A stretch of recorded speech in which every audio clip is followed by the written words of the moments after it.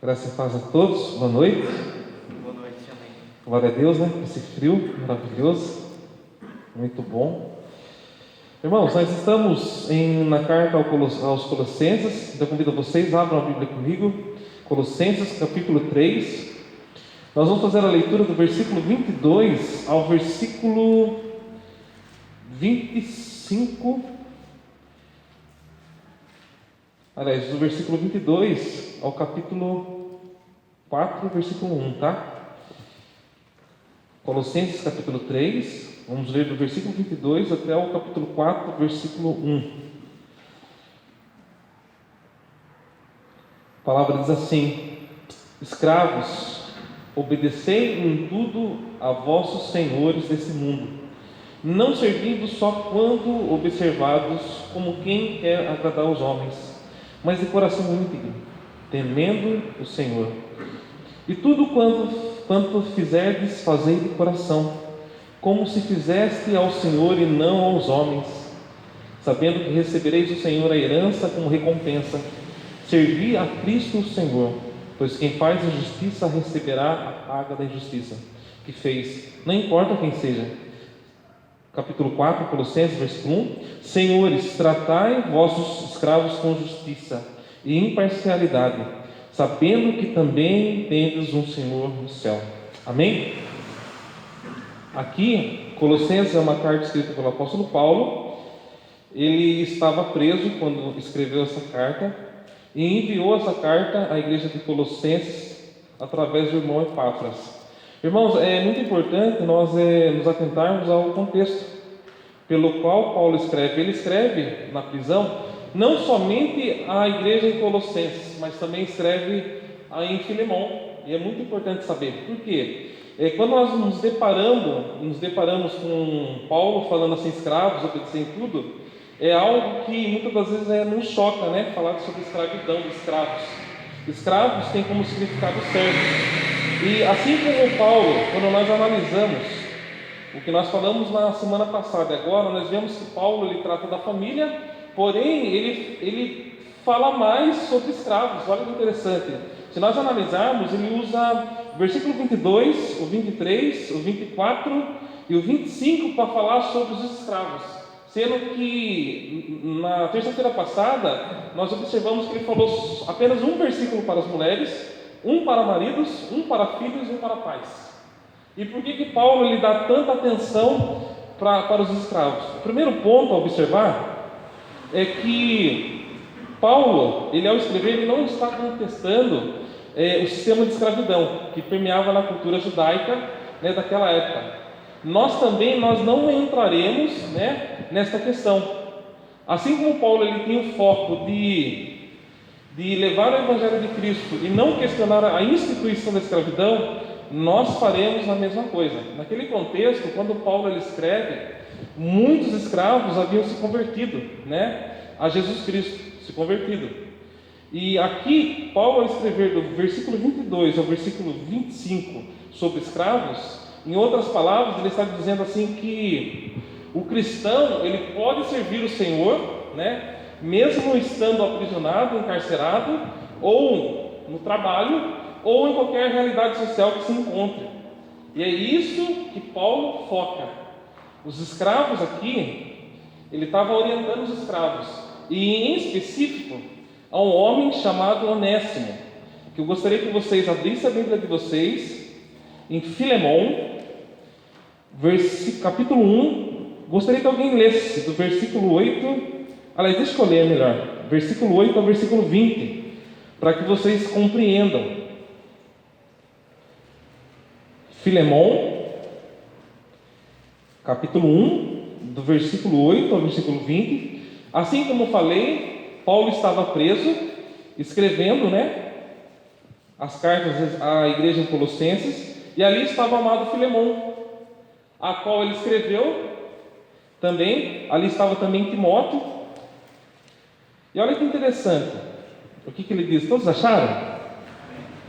Ele fala assim: embora eu tenha plena liberdade em Cristo para te ordenar o que deves fazer, prefiro pedir-te confiado no teu amor. Eu, Paulo, já velho e agora também prisioneiro de Cristo Jesus, Venho interceder por meu filho Onésimo, que gerei na prisão. Anteriormente ele foi inútil, mas agora é muito útil para ti e para mim. Eu o envio de volta a ti, como se estivesse enviando meu próprio coração. Só um minutinho, olha aqui para mim. Aqui Paulo, ele está intercedendo por Onésimo, está escrevendo uma carta para que receba Onésimo. Quem que é Onésimo?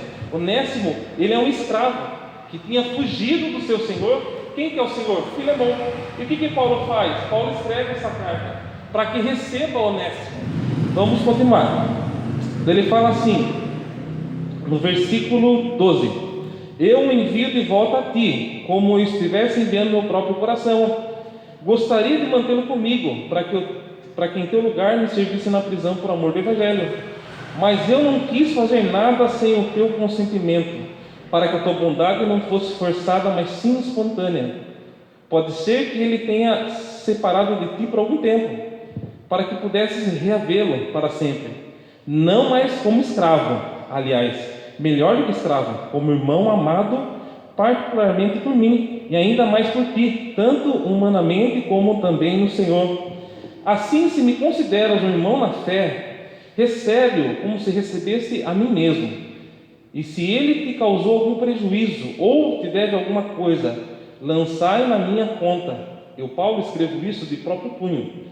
Eu pagarei, para não mencionar que tu me deves a ti mesmo. Sim, irmão, gostaria de ter beneficiado por ti no Senhor. Dê ânimo ao meu coração em Cristo. Irmãos, olha que interessante. Nós olhamos aqui e vemos que esse Onésimo, ele se converteu ao cristianismo ao ouvir, de alguma maneira, a pregação do apóstolo Paulo, como também o seu Senhor. Naquele contexto, a escravidão era bastante comum. No primeiro século, assim como havia Onésimo, muitos haviam se convertido. E o que Paulo faz? Paulo, ele escreve a Filemão, ao mesmo tempo que escreve a igreja em Colossenses.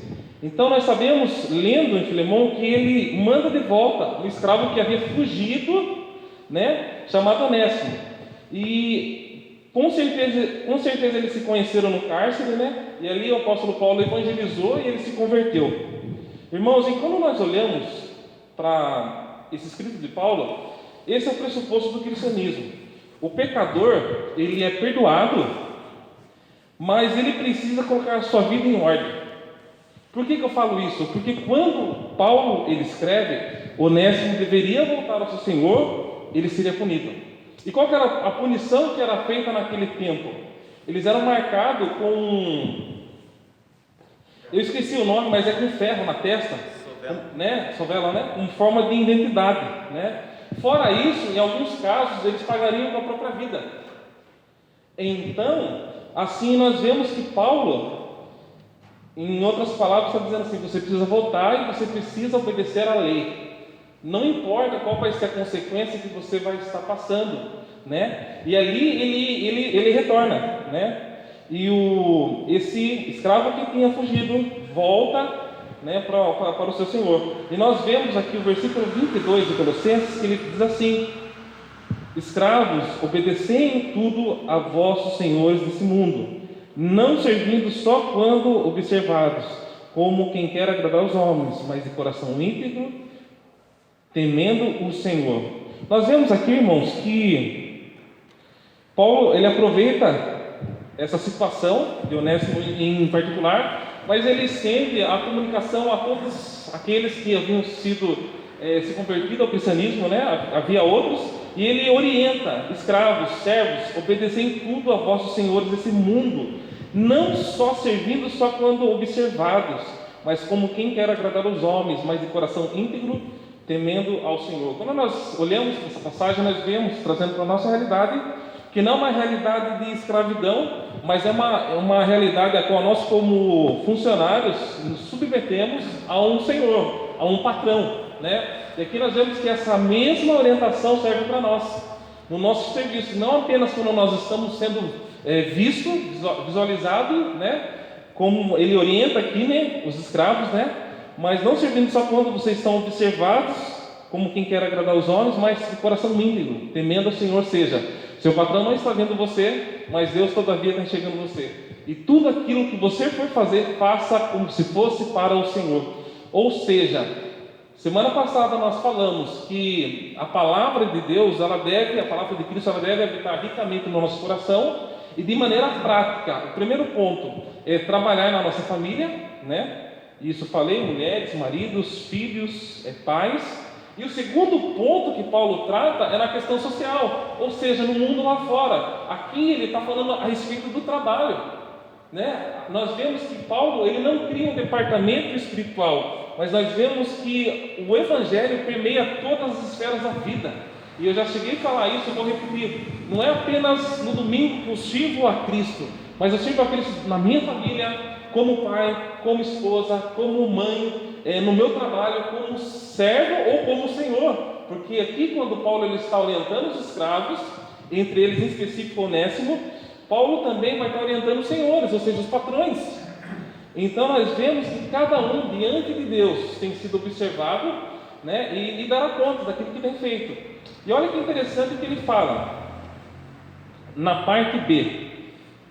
Quando ele fala assim, vou ler novamente: escravos, obedecei em tudo a vossos senhores desse mundo, não servindo só quando observados, como quem quer agradar aos homens, mas de coração íntegro, temendo o Senhor. Irmãos, o temer ao Senhor é muito além de simplesmente ter medo, mas o temer requer um respeito, né? uma reverência, né? E é algo que tem faltado muito. E é interessante que quando ele fala isso, tem pessoas que só demonstram ser um cristão quando estão sendo observados. E aqui ele fala, viu, não só quando você está sendo observado, mas você deve temer a Deus. E eu vou usar uma outra palavra, porque a própria palavra fala que Deus é aquele que contempla, Deus é aquele que sonda, Deus é aquele que olha todos os bons, os maus. E é bem isso que o apóstolo Paulo está dizendo aqui. Daí no versículo 23 ele fala assim: e tudo quanto fizerdes, fazei de coração, como se fizeste ao Senhor e não aos homens. Irmãos, e isso é maravilhoso parar e analisar esse ponto e refletir um pouquinho sobre aquilo que nós temos feito, né? Temos feito para os homens ou temos feito para Deus?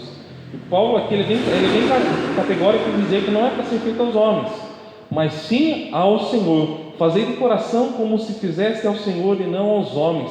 Claro que de alguma maneira nós vamos estar fazendo aos homens, não tem como, mas o ponto de partida, o principal é para Deus. Automaticamente, quando eu tenho na minha mente, eu temo a Deus e faço para Deus, automaticamente eu tenho essas pessoas. Ou seja, é um relacionamento vertical e horizontal, né? Não tem como.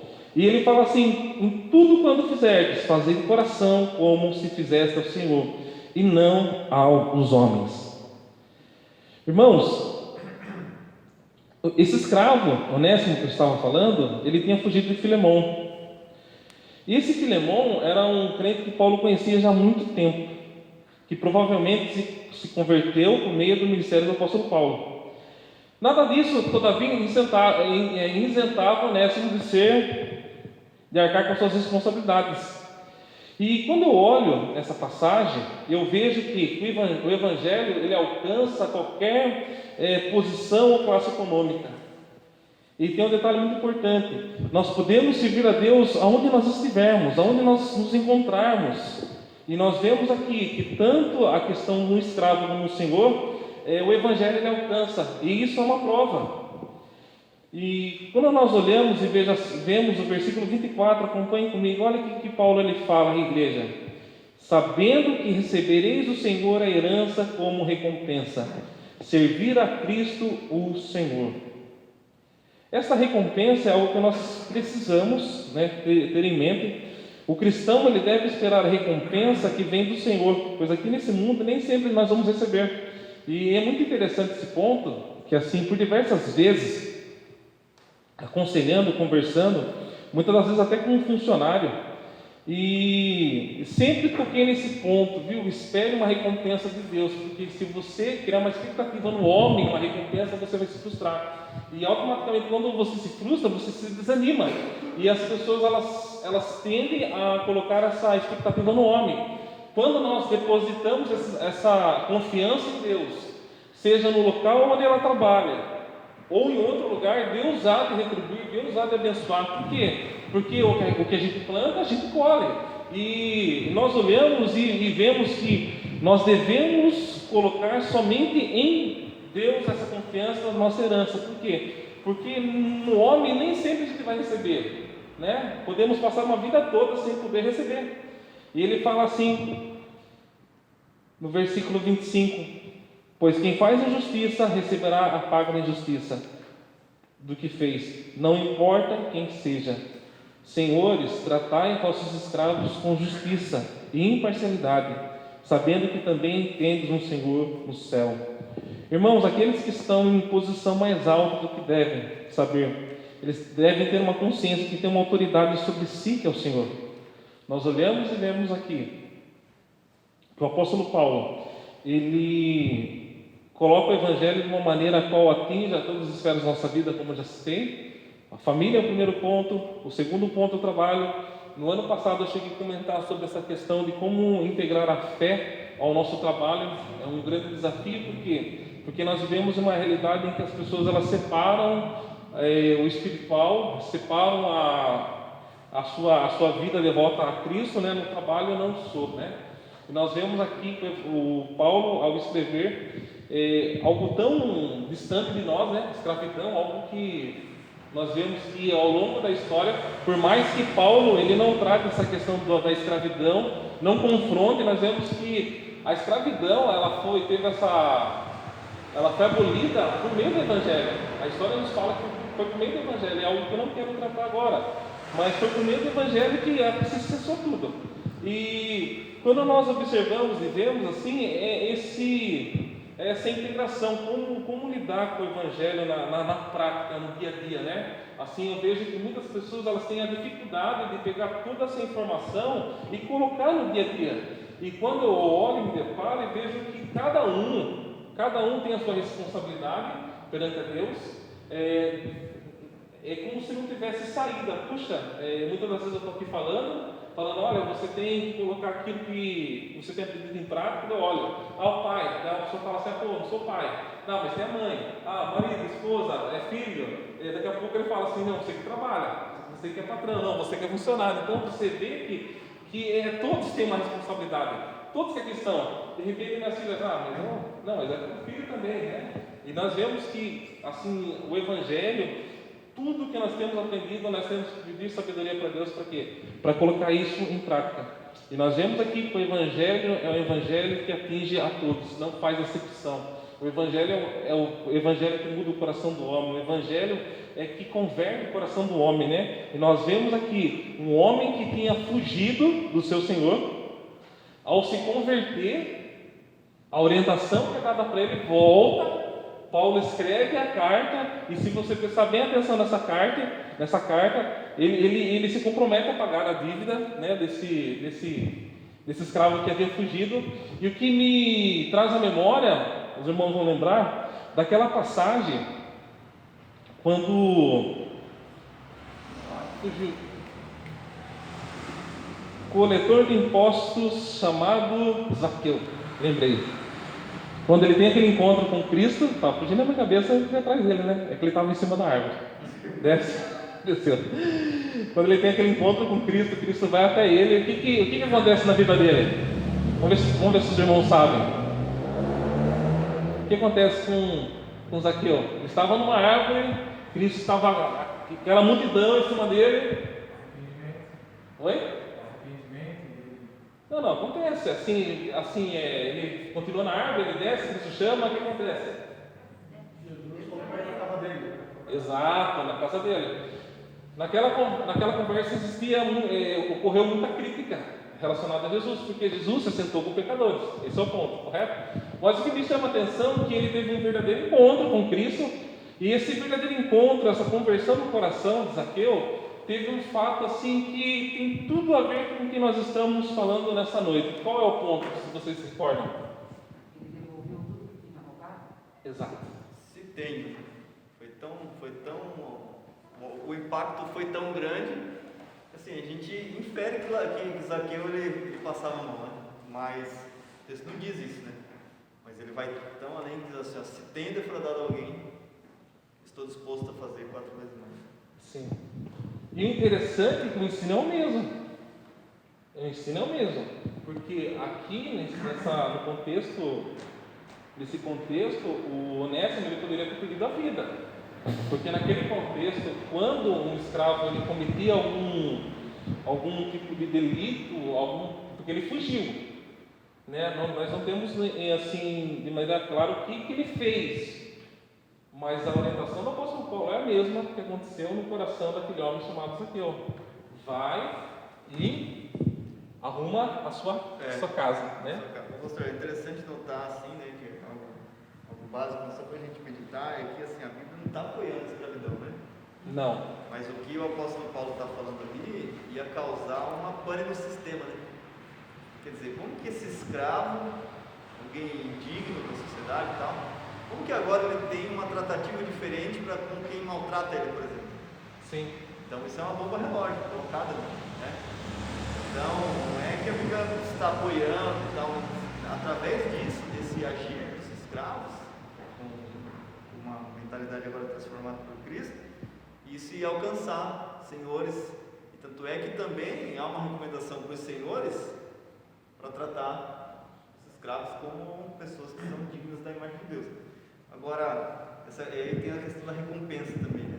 Você falou, servia a Deus por recompensa. Essa recompensa é, além de Cristo nos salvar, ele ainda promete recompensar, mas também mostra que a injustiça também terá sua paga. Sim. É isso que está mostrando, né? Quer dizer, se eu faço bem por causa de alguém que fez por mim e eu vou receber, então logo quem faz a injustiça também irá receber pelo seu feito. Né? Vamos mais perto do microfone. Sim. Com certeza. O professor Renan fala no versículo 25. Pois quem faz a justiça receberá a paga da injustiça que fez. Não importa quem seja, né? Ou seja, não tem acepção, né? Não tem. Né?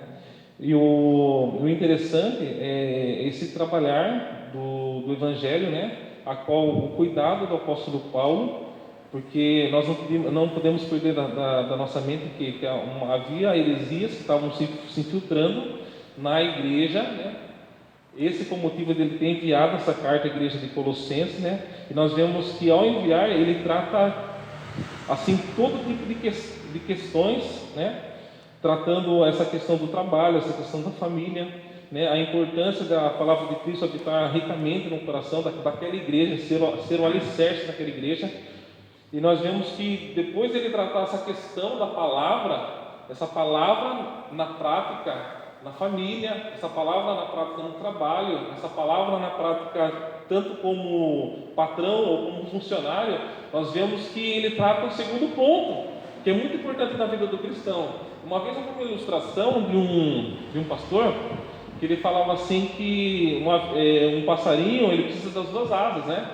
Por que ele fala sobre isso? Porque perguntaram para ele o que é mais importante, a palavra ou a oração. Ele fala assim, passarinho ele voa com as 2 asas. As 2 coisas são importantes, né? Necessita das 2 coisas. E nós vamos ver aqui que depois desse tratamento, Paulo ele vai trabalhar a questão da oração naquela igreja. Isso é muito importante. Muitas das vezes nós temos negligenciado a oração, dando uma importância muito maior para a palavra. Mas as 2 coisas. Uma vez eu escutei um pastor falando assim, que toda meditação da palavra deve nos levar à oração. E é isso que o apóstolo Paulo está fazendo aqui. Isso não vai ser tratado na próxima quarta-feira, mas aqui o primeiro ponto é a palavra. Não se esqueçam da terça-feira retrasada.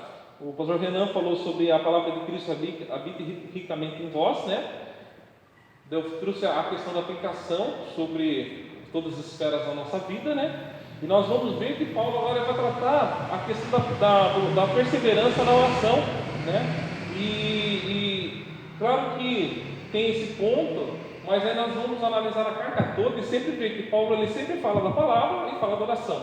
Ele nunca exclui, ele sempre as 2 coisas andam junto. Mas o que isso nós aprendemos com isso? Que a nossa vida deve ser nesse equilíbrio também. É interessante, irmãos, que o pecado ele nos afetou de uma maneira que nós somos desequilibrados. Tem momentos que nós lemos pra caramba, Tem momentos que nós não lemos e oramos bastante, né? Não conseguimos manter um equilíbrio nesses dois pontos, né? Alguém tem alguma pergunta para fazer? Não tem, mano? Alguém tem alguma pergunta para estar fazendo sobre esse ponto? Pode estar falando. Ou eu posso estar fazendo uma pergunta para vocês? Ô, pastor, assim, quando a gente vê esses textos assim, a gente não pode ter aquela mente pragmática, né? Que faça isso e vai dar o resultado isso. Sim. Né? Porque o agir desse modo, nem sempre, não que a palavra de Deus esteja em contradição, não é isso, mas nem sempre você vai agir, como por exemplo, o marido manda a esposa, vice-versa, você vai receber aquilo de imediato, porque imagina a situação de uma esposa não crente, ou de um marido não crente que se converte e fica a esposa não crente, né? Aí ele lê um texto como esse e fala assim, puxa, eu tenho que amar a minha esposa.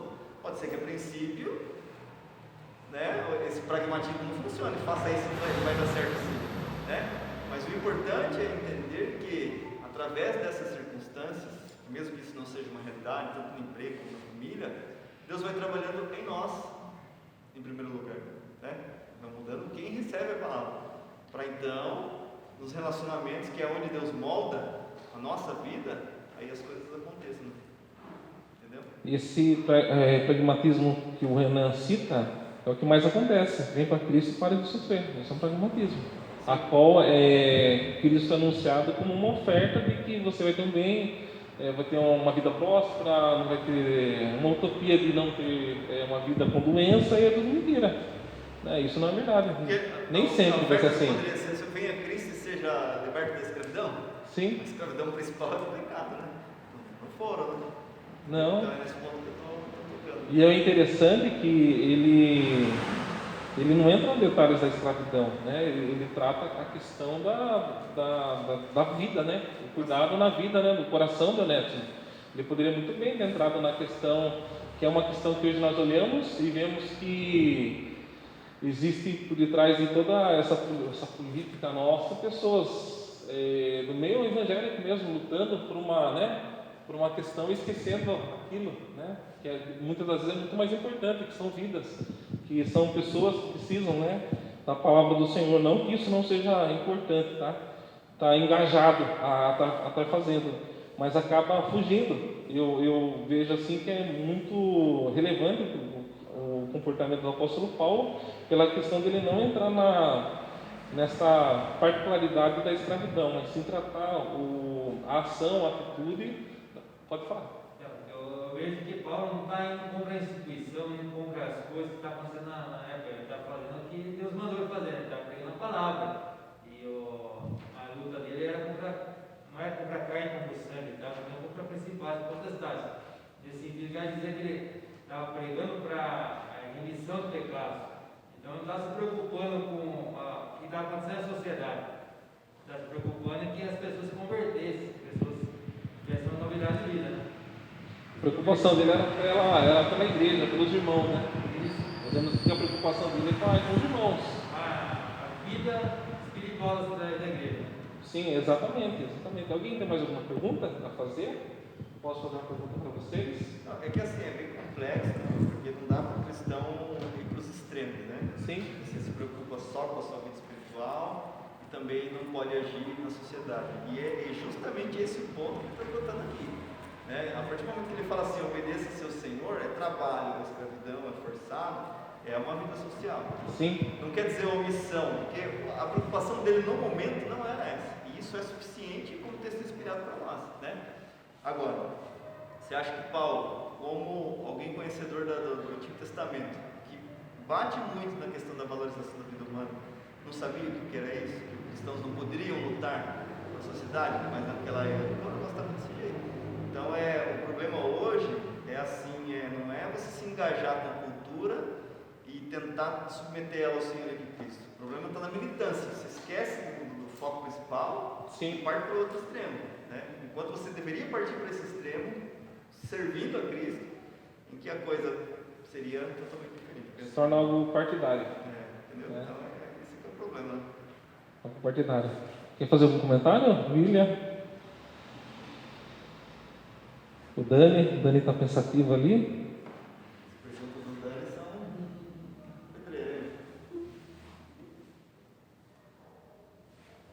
Uma pergunta para vocês. Aqui nós vemos o apóstolo Paulo, ele dizendo assim: Senhores, tratai vossos escravos com justiça e imparcialidade, sabendo que também tendes um Senhor no céu. Como tratar? Apresenta a nossa realidade, que não é a realidade de escravidão.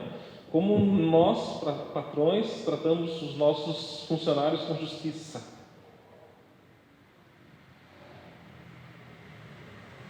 Bom, depende do ponto da pergunta, né? Mas assim, são vários, né? Primeiro, a questão do, sei lá, um salário justo, né?